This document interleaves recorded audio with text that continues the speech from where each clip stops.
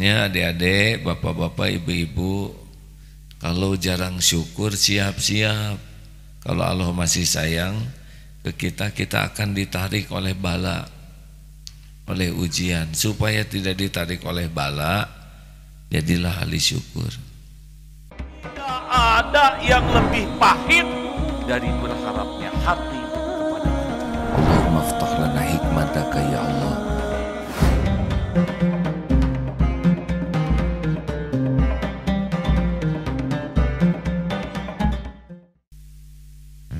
Bismillahirrahmanirrahim. Assalamualaikum warahmatullahi wabarakatuh. Alhamdulillahi rabbil alamin, alladzi khalaqal mauta wal hayata liyabluwakum ayyukum ahsanu amala wa huwal azizul ghafur. Allahumma salli ala sayyidina Muhammad wa ala alihi wa ashabihi ajma'in. Kita kaji kitab Al-Hikam ayat nomor 73. Bismillahirrahmanirrahim. Kitab Al-Hikam nomor 73. Man lam yuqbil 'ala Allahi bimulatafatil ihsan quyida ilaihi bisalasilil imtihan. Siapa yang tidak suka menghadap atau mendekat kepada Allah dengan halusnya pemberian karunia Allah, maka akan diseret supaya ingat kepada Allah dengan rantai ujian atau bala. Allah sangat menyayangi kita. Tidak ada yang paling menginginkan kita bahagia, mulia, selamat. Yang paling ingin kita selamat selain Allah. Karena Allah yang menciptakan kita, Dia yang memiliki kita. Ibu saja dan bapak yang bukan pencipta anaknya begitu ingin anaknya selamat dan bahagia. Allah pencipta, pemilik diri kita, yang mengurus diri kita, ingin kita bahagia. Nah, diberi dua jalan. Satu, bisa dekat dengan Allah lewat jalan syukur, yaitu kalau kita diberi nikmat, kita bersyukur, kita bisa dekat dengan Allah. La in syakartum la azidannakum. Jadi dengan halusnya nikmat dan kita sadari Allah, terima kasih saya sudah diciptakan jadi makhluk, kalau tidak ada saya ini tidak ada. Alhamdulillah saya diberi nikmat Islam, kalau saya tidak Islam mungkin saya jadi musyrikin, kafirin. Alhamdulillah saya diberi nikmat oleh Engkau bisa ibadah. Banyak orang Islam yang tidak ibadah, itu yang besar-besar. Tambah lagi ya Allah, saya bisa melihat, bisa mendengar, bisa bicara, bisa berpikir. Makin tenggelam dalam syukur, itu makin dekat dengan Allah Subhanahu wa ta'ala. Tapi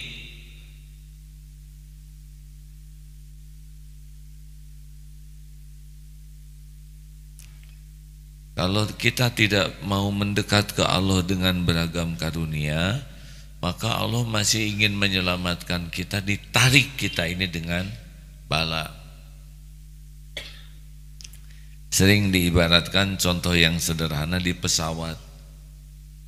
Dalam pesawat terbang, kalau diberikan ketenangan jarang ingat ke Allah, malah nonton film atau ngobrol, dengar-dengar musik. Tapi digoncang sedikit pesawatnya, maka jadilah zikrullah. Goncangan juga tidak seberapa, tapi bisa membuat orang zikir.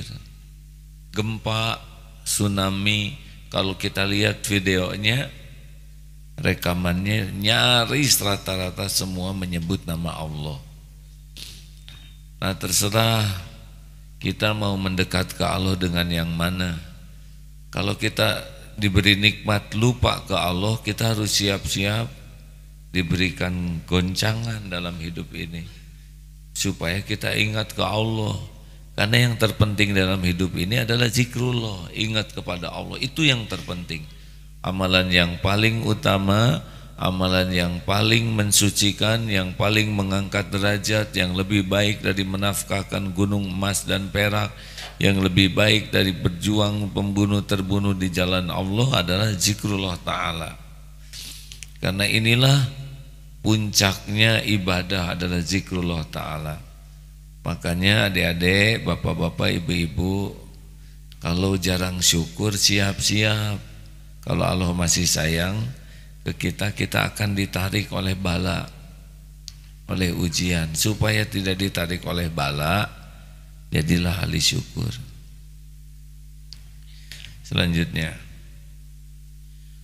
man lam yashkurin ni'am faqad ta'arrada li jawaliha wa man syakaraha faqad qayyadaha biiqaliha. Siapa yang tidak mensyukuri nikmat Tuhan, maka berarti berusaha menghilangkan nikmat itu.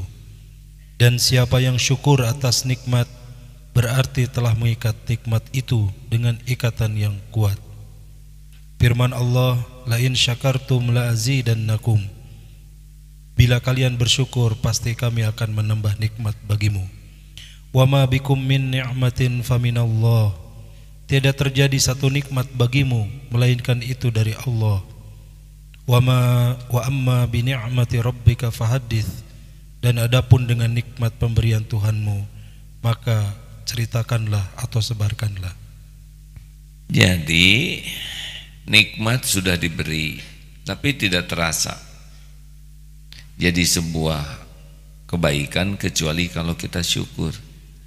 Kita diberikan makanan dan minuman. Jadinya nikmat itu kalau kita mensyukurinya. Kalau kita tidak mensyukurinya, hilang nikmat dari makanan dan minuman.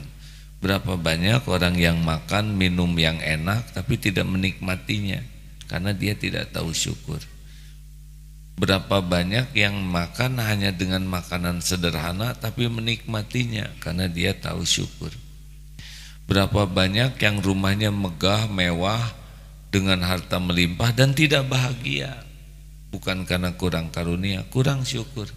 Berapa banyak yang tidurnya nyenyak walaupun ada di emperan atau di pematang sawah atau hanya di gubuk yang sederhana karena dia mensyukurinya. Jadi yang namanya nikmat itu bukan pada nikmatnya tapi pada syukurnya.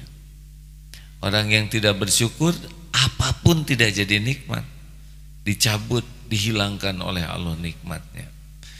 Jadi syukur itu mengikat nikmat yang ada jadi terasa sebuah nikmat, dan syukur itu selain mengikat yang ada juga menarik nikmat lainnya. Jadi ada nikmat-nikmat lain yang belum kita lihat, belum kita rasakan, belum kita tahu, itu akan berdatangan dengan syukur. Makanya jangan takut hidup ini oleh nikmat yang belum ada. Adik-adik jangan takut biaya sekolah, biaya kuliah. Bagaimana kalau biaya nikah nanti, kalau sudah berumah tangga, kalau punya anak. Jangan takut dengan yang belum ada, karena semua itu ada di dalam genggaman Allah. Tidak ada yang menguasainya. Wa ma bikum min ni'matin faminallah. Yang kita takutkan justru yang sudah ada, tidak disyukuri. Pesantren di sini udah jelas nikmat dari Allah. Tidak mau belajar, dibangunkan tahajud, tidak mau tahajud. Diajak ngaji, males ngaji, sudah dia kufur nikmat. Sudah diberikan lingkungan, diberikan yang mengingatkan, diberikan sarananya. Makanya yang membahayakan hidup kita tuh bukan tidak adanya nikmat, yang membahayakan adalah tidak adanya syukur. 5 kunci syukur. 1, hati yakin nikmat ini dari Allah, milik Allah. Tidak ada pemilik nikmat selain Allah. Ayatnya yang tadi, wa ma bikum min ni'matin faminallah. Jadi selain Allah itu bukan sumber tapi jalan. Tidak akan bersyukur kalau kita menganggap ada sumber karunia selain Allah. Misalkan orang tua sumber rezeki, suami sumber kebahagiaan, kantor sumber rezeki. Nah, kalau sudah menganggap ada selain Allah sebagai sumber, itu berarti sudah tidak syukur. 2, lisan afdalud doa alhamdulillah. Orang yang syukur itu lisannya selalu memuji Allah dalam segala keadaan. Ini santri baru mencatatkah? Sulit mencari kesempatan dapat ilmu yang sama. Ilmu itu diikatnya dengan dicatat, hadirin. Mbak Jenggot mencatat tidak? Ya, bagus. Salah satu ciri mensyukuri ilmu adalah mencatatnya. Karena dengan begitu nanti akan terikat.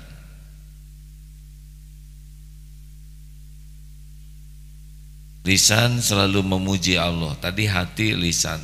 Yang ketiga, tubuh menggunakan nikmat itu untuk mendekat ke Allah, itu syukur. Coba, apa fungsi mata? Salah. Mata itu bukan untuk melihat. Mata itu untuk melihat yang baik. Kalau untuk melihat, binatang juga punya mata untuk melihat yang baik. Apa fungsi mulut? Untuk memakan makanan yang halal dan bicara yang baik. Apa fungsi tubuh? Untuk beribadah kepada Allah. Kalau tubuh ini digunakan mendekat ke Allah, itulah syukur. Punya anak, dididik anak jadi anak yang patuh ke Allah, itu syukur. Punya uang, pakai banyak sedekah, itu syukur. Punya perusahaan, semua karyawannya harus sholat tepat waktu, berjamaah. Punya perusahaan, ngaji semuanya. Punya perusahaan, harus belajar agama. Semua karyawannya jadi dekat dengan Allah, itu syukur. Perkara rezeki Allah nanti yang ngatur. Tidak usah takut. Tidak usah takut oleh saingan, karena saingan-saingan juga sama milik Allah. Kalau bisnis punya pesaing, yang ngasih rezeki ke pesaing juga sama Allah. Dan punya kita tidak akan pindah ke dia, punya dia tidak akan pindah ke kita. Yang keempat, asykarukum lillah, asykarukum linnas. Orang yang paling syukur, orang yang paling tahu terima kasih kepada yang jadi jalan nikmat. Jadi ada yang nikmat dari Allah, kita nikmat penciptaan lewat orang tua. Kita berterima kasih ke orang tua, kita berbakti ke orang tua, itu syukur. Nikmat ilmu lewat guru. Kita menghormati guru, kita khidmat ke guru, itu syukur. Banyak nikmat-nikmat aneka bentuk berdatangan dari Allah lewat makhluk. Nah, kalau kita berterima kasih, itu kebuka lagi. Tapi orang yang tidak tahu terima kasih, tidak terbuka. Makanya sibuk saja bersyukur, berterima kasih, nanti kebuka terus. Dan yang kelima, wa amma bi ni'mati rabbika fahaddis, dan adapun pemberian dari Tuhanmu, maka engkau pergunakan, ceritakan, sebarkan, mentampakkan. Supaya apa? Supaya orang jadi ingat ke Allah. Jadi boleh kita memperlihatkan karunia itu, supaya orang jadi ingat ke Allah. Apa bedanya dengan ria? Kalau ria memperlihatkan nikmat, ria dengan sum'ah sama, bedanya ria itu memperlihatkan karunia supaya orang memuji dirinya. Kalau sum'ah menceritakan amalnya supaya orang memuji dirinya. Kalau syukur memperlihatkan nikmat supaya supaya orang memuji kepada Allah. Contohnya begini, alhamdulillah saya sudah hafal 15 juz.